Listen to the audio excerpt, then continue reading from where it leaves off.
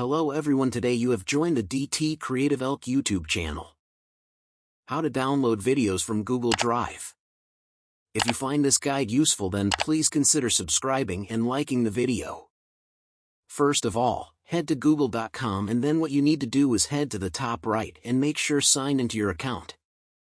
I already am, as you can see there. If you aren't, go and sign and then go to the top right again. Then click on the Google Apps button. It's 9 dots and you want to go and click on the option Drive, just like so. You mean brought to your drive.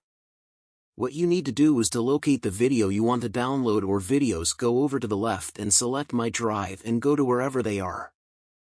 In my case, in this folder here.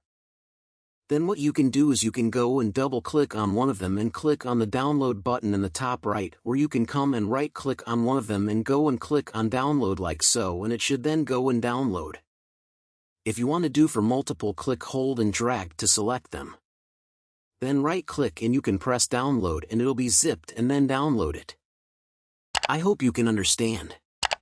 Thanks for watching this video. Don't forget to like and subscribe to my channel.